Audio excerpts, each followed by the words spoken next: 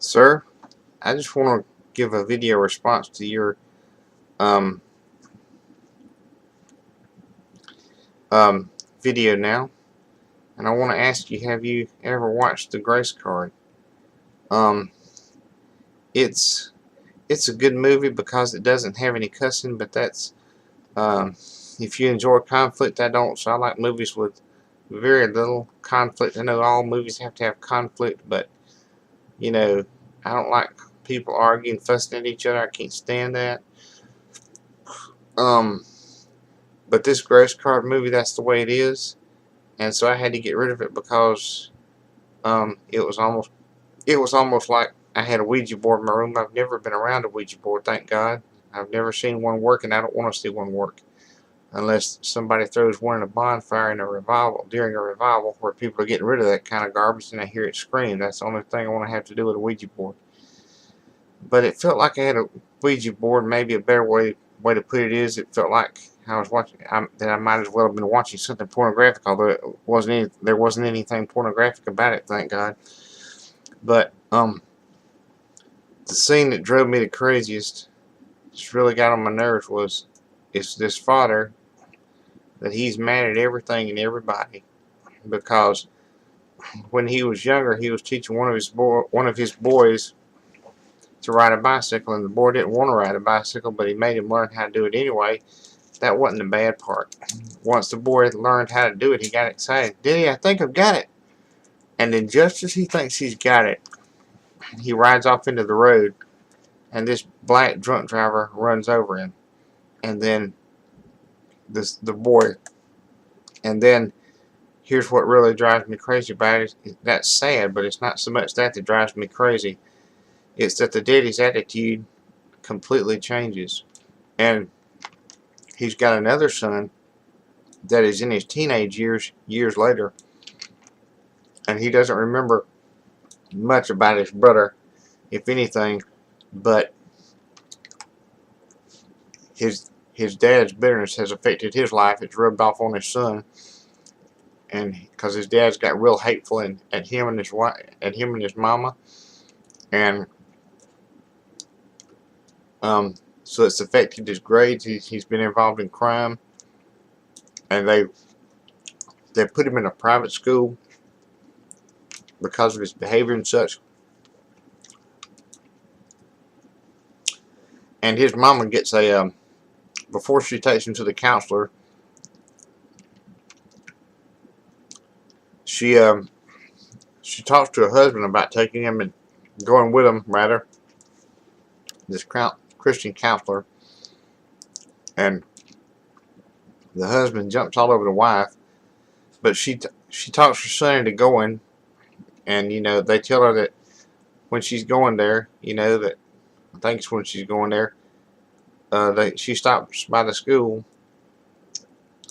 and they tell her, "We're through with your son. He can't finish here at this school. It's caused too much problems.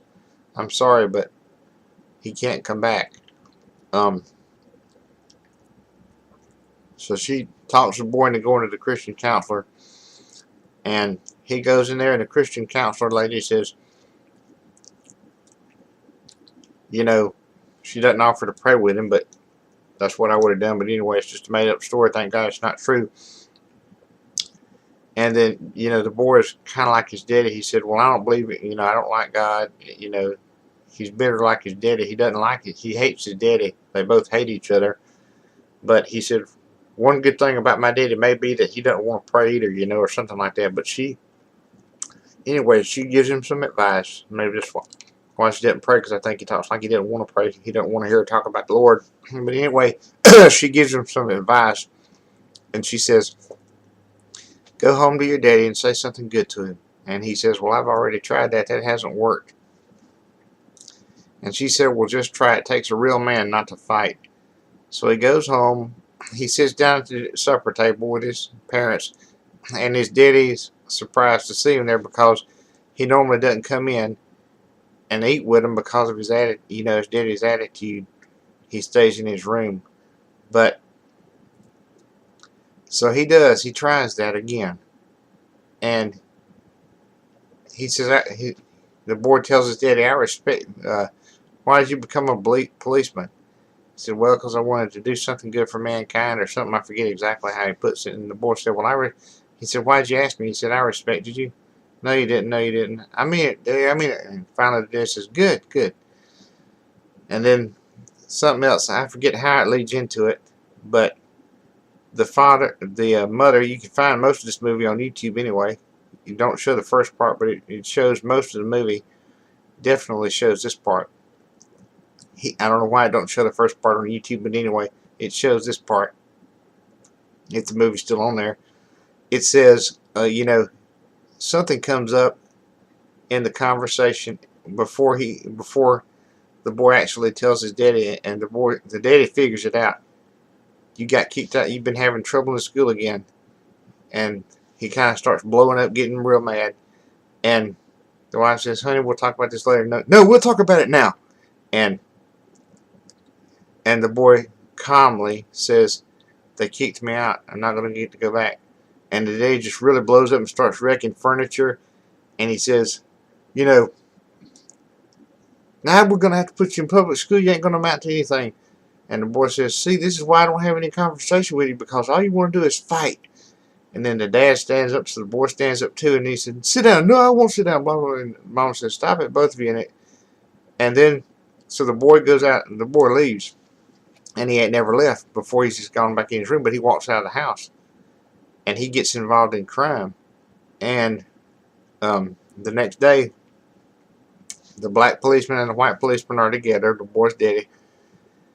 And he says, he feels bad about blowing up at his son like that. And he calls on his cell phone and tries to make things right. He uses his cell phone and calls the boy and tries to call him and tries to make things right, but the boy won't answer. And then it shows a night scene where where this black lady, they get a call, and this black lady just wants somebody to talk to her. And then they get this other call. And the mama, there's this, they hear that this crime scene has happened, and they go to the crime scene, and the power's out on the whole block or a whole street or something. And I think that's what happened. It's real dark, and so the policemen had their flashlights out, or at least one of them does, the black guy does, and the boy's daddy, the white policeman, has his gun. And the boy's daddy starts shooting, and the black policeman, the boy falls, and the black policeman says, hold up your weapons. And so he holds them up while he's on the ground, and all of a sudden the boy's daddy realizes, uh-oh, I just shot my own son. He says, he picks him up and hugs him, and the boy's saying, Daddy, I'm so sorry, and the daddy's saying, we need an ambulance. He's almost in a panic, And then the story has a good ending, and there are parts of it you can really feel the presence of God as the daddy finally breaks down and gets right with God. And he eventually makes things right with his son while his son's laying in the hospital bed. I don't know why they don't hug each other. If it was me, I understand a lot of teenagers don't like to be hugged. Some do, some don't. But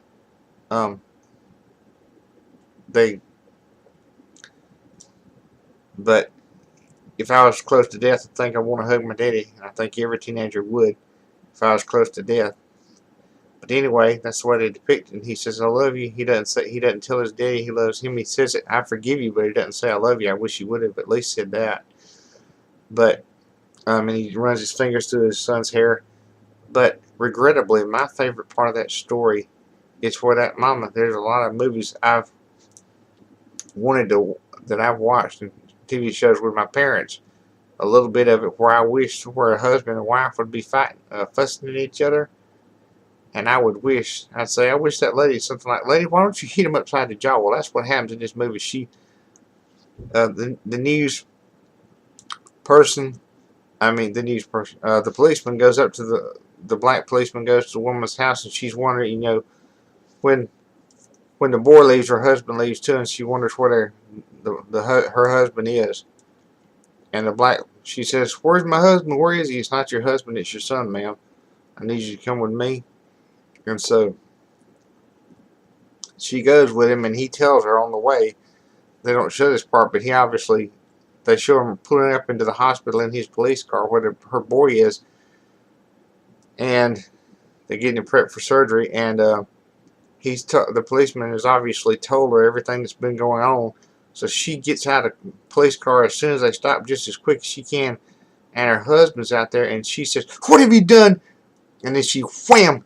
I know it sounds a lot harder than it really is, but she balls her fist up, and it sounds like she hits him as hard as she can in the jaw. And I'm like, praise God, lady. Why didn't you do that at the supper table? Better yet, or when your son walked out, better yet, why didn't you take an iron skillet or a hammer and beat your husband's head into a bloody pulp? So, I mean, I had to quit watching that because of that.